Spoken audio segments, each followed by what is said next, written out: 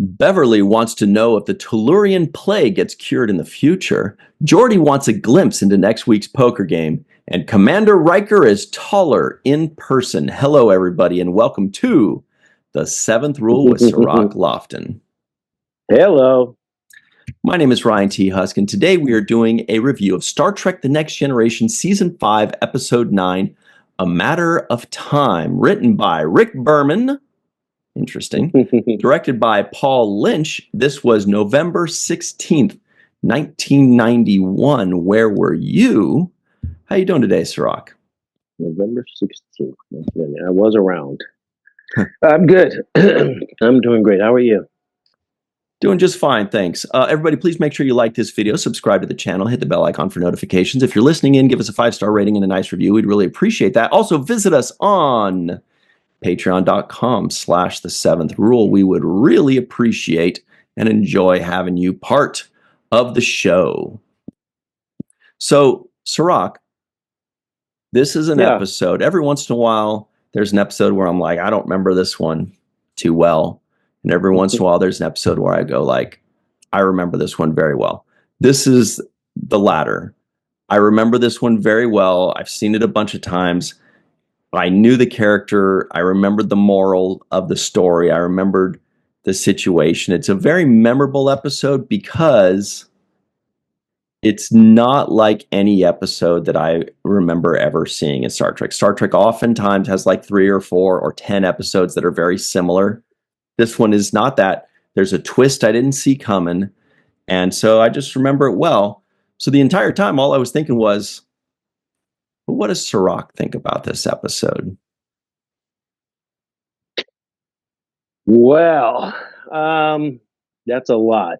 What before I say what I think about it, what was memorable about this episode for you? That what is the thing that you walk away with when you think of this episode? One was, the main thing was the twist. That the entire time you believe, or I believe, that there's something crazy that's going to happen. And this guy is a little suspicious, a little annoying. Maybe there's something to it. Maybe he takes part in something. But I never would have thought that he was just a thief from the past who stole a ship from the future to go in the middle and steal things and bring them back to his past, which is yours and my future, and be an inventor and invent those things. It's like, but it totally makes sense. It works. So it was just like an interesting twist. And that's what made it memorable, was the twist itself. Now, the character, of course, is played, hilariously by the guy that plays Max Headroom, if you remember Max Headroom. Oh, really? Yeah. Matt Frewer is his name, Matt Frewer. He's been in a bunch of stuff, but yeah, he's definitely a character actor that is very, like, he added a ton to this episode. Kind of the same way that Kivas Fajo did. Remember the Kivas Fajo character that just kept adding all these weird, interesting deliveries and thoughts and whatever, Yeah. This guy did that in kind of an annoying way, but certainly interesting. Certainly an annoying way. Like in this picture behind me, of course. Where he's, look at Data's like looking away like. Yeah. The facial expressions of the crew's annoyance with him was one of my favorite things of the episode. Riker was the best of them all, I thought. Yep. There was just so many looks that he gave. Picard eventually caught on board to the dislike train. And it seemed like everybody had an issue with him. And you rarely see that, right? Where a character is disliked by everybody. Crusher, Data. Crusher had a little something for him, but it was kind of like she was intrigued, but also a little bit like 2 steps back, bro. Yeah. For me, first of all, this character reminded me of the other actor who plays on this show, Murdoch from the Barkley, right? Barkley, Dwight Schultz. Totally, yes, totally. And the interesting thing is, Dwight Schultz is playing his character on Star Trek opposite how he plays on the A Team. And Matt here plays this character like Dwight Schultz's character from the A Team. So this guy Good is point. exactly like Murdoch from the A Team to me. This is you could have dropped Murdoch in this episode. Yeah, totally. And it was Murdoch because Murdoch is always annoying like that. He's always like asking these questions, getting under people's skin a little bit. You know how Mr. T used to hate looking at him and just like, oh, this guy's just enough with this guy, you know? And I felt like that's how this character was played. This character is Murdoch from the A Team. Yeah, Murdoch is very Robin Williams too. Just like a joke a minute, always on, kind of like this guy. This guy had a little more smugness to it. Like, I know this is what was annoying about him. Yeah. It's like when somebody is like hides something and you're looking for it, and they're like, well, you're getting warmer. Well, maybe I just tell me where the thing is. Like, enough with your smugness. But yeah, that's a really good point. It makes me wonder if had Dwight Schultz not been cast as Barclay, if he would have been their first choice for this character. And since he was already a known, memorable character without alien makeup, I mean, if he had alien makeup on as Barclay, I bet you they'd reuse him for this guy. 100%. He would be better than this guy. As good as this guy was at being annoying, you remember how good Murdoch was. Yes. just peeking and poking around and just getting under your skin. And I felt like I was watching his twin. It was amazing to watch this performance because I honestly felt like I was watching an A-Team episode of the Star Trek. Star Trek meets the A-Team. Nice. They just needed Worf to have some Mr. T jewelry on. You know what they would call it? They would call it the OA team. Oh, the OA team. Maybe. All right. Maybe they would. Maybe they wouldn't. I got 2 snaps. I'll give you 2 snaps. Thank you. I'll take them both. But yeah, first of all, I remember Paul Lynch. I worked with Paul Lynch on a few episodes. I had to look him up to remind myself of his face. He was relatively cookie cutter with his approach to this. It wasn't, any kind of groundbreaking stuff or, amazing camera work. And this episode didn't really require that. It was kind of a basics episode, what you would expect almost around this part of the season, because we're around the stretch where they start doing, I think, filler episodes. Mm-hmm. So to me, this is kind of a filler episode. I like this premise of the idea. I don't like necessarily the execution of it. I felt like it took a long time for that story to drag, and I I wish that they had executed in slightly a different way. And I can't say exactly what that way is. Bummer.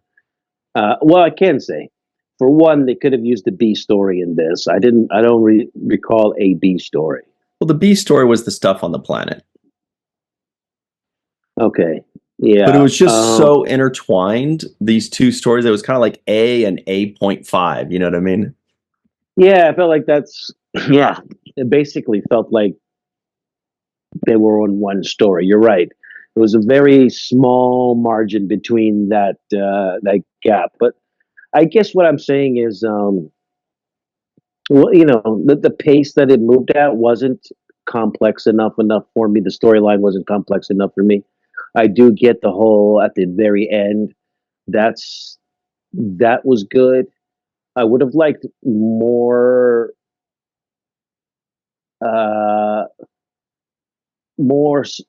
ways of uncovering his deception. There could have been better ways to retrieve that. I felt like they didn't even investigate. If this guy is a human, you would suspect that even in the database for the Enterprise, that they would have basically a database of his ancestry. Let's say he was from 300 years in the future. True.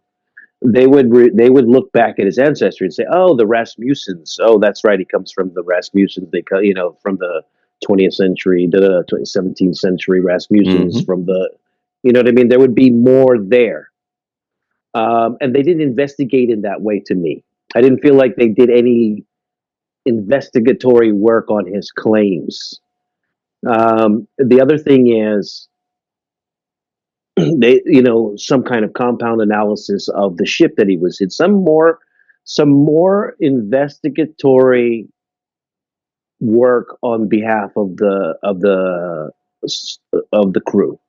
I felt like they just kind of melded him in and just accepted him really easily, and yet everybody expected that he had some nefarious or hidden agenda. And so, if somebody did have that kind of level of hidden agenda, would you let them freely walk around the bridge? Would you let them freely have access to sensitive parts of your engine room and things of that nature? I wouldn't just, you know what I mean, have all access granted to. And Beverly felt the same way. She wasn't sure if she wanted to let him have access to sensitive parts, but she, considered it, I think. Yeah, I just felt like and the character wasn't endearing enough or giving it enough background. So, for example, there would be certain language in Starfleet that he would be able to communicate if he had some kind of Starfleet connection, even though he wouldn't be able to reveal his connections or certain things, events that were going to unfold. There would be a language in which an officer would communicate with another officer who was part of Starfleet. I don't think, regardless of the timeline differentiality right there, I think an officer from World War One meeting an officer today will have a mutual language that they can communicate in based on the fact that they have a shared experience, regardless of the fact that the artillery was different, the machinery was different, tanks were different. There's still a language of commonality there in which you would be able to distinguish that somebody had some kind of service record. That's a good point. And one thing I did not really remember about this episode, or just didn't pay attention to, was kind of the two people that get dismissed the most. This time were the two people that were right. Worf always wants to have caution. He's always like, ready phasers, and they're always like, whatever, Worf. But this time he was right. And the other one is Troi. For once, she gave us something we didn't already know. In fact, she gave us something that was kind of counter to what the crew thought. She said, I don't trust him, basically. And they're like, oh, I'm sure it's fine. She's like, no, he's hiding something. They say, well, of course he's hiding something. He's from the future. He can't tell us stuff, And for once, we're like, hey, look at Troi actually doing, being written a role that befits her skills. Now, it would have been cool if that was seen through. Like if Troi convinced Captain Picard to take some kind of precaution that led to him, like if she said something like, can we at least take every precaution to scan the inside of his ship, or something that paid off later where he's like, good job, counselor, or if Worf said, Worf and Troi are both talking, whatever. And then she's like, is there any way we can, keep an eye on this guy a little bit more? And he says, well, we can scan the ship once it's, something like that would pay off to where these two people that always get brushed aside or get useless lines got something that paid off right at the end, because we did get that payoff from Data and Picard, but it wasn't a payoff from anything that was set up at the beginning. Yeah, it wasn't set up. Again, that's what I'm saying about how I think the way the storytelling was done. They told us that Picard said, when you open the door to your shuttle or your craft, that's when the ship's computer was able to scan the contents of your and vessel deactivate and deactivate them. that investigatory work was never brought to our attention, right? That they were even suspecting that or looking for that. Even the fact that they knew that those items were missing.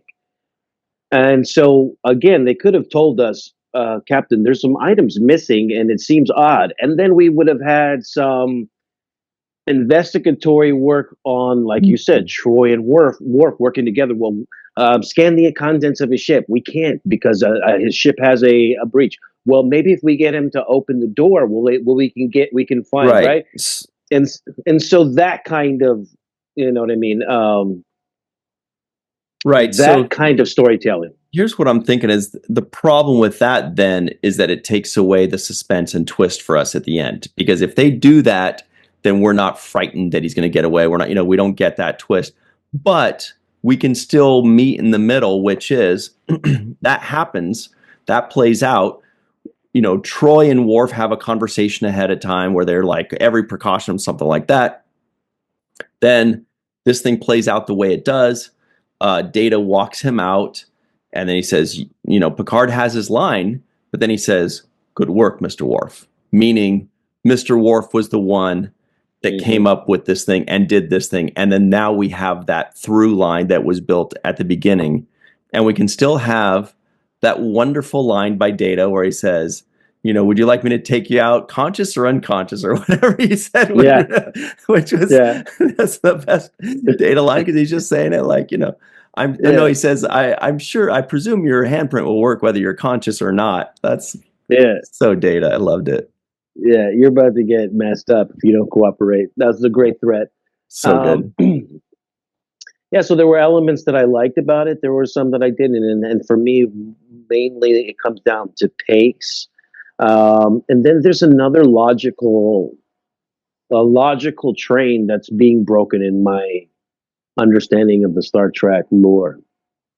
And that is from the episodes that I remember seeing where time travel was done by the Federation, by the crew of Star Trek, they would always be covert. They would always be dressed up, trying to blend in and say, "Don't give away that we're here, that we're from a different time period."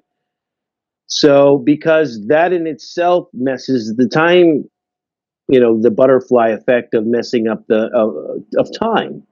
And so most of the time sequencing time sequences that I've seen in Star Trek have been done in a way where they say that they cannot reveal that they're time travelers, and they keep that information concealed from people, right? I mean, that was just shown in the last episode of the last few season of Picard, when Picard goes back to Earth in in that 2024, and with Rios's character basically marrying the girl and staying with them, but they were on they were being covert about it, and he had to explain that to her that he basically was from the future, but that was a personal thing that he revealed after a long time. That wasn't an announcement that he made the first thing that he got there. It's like, "Hey guys, I'm from the future, just checking things out."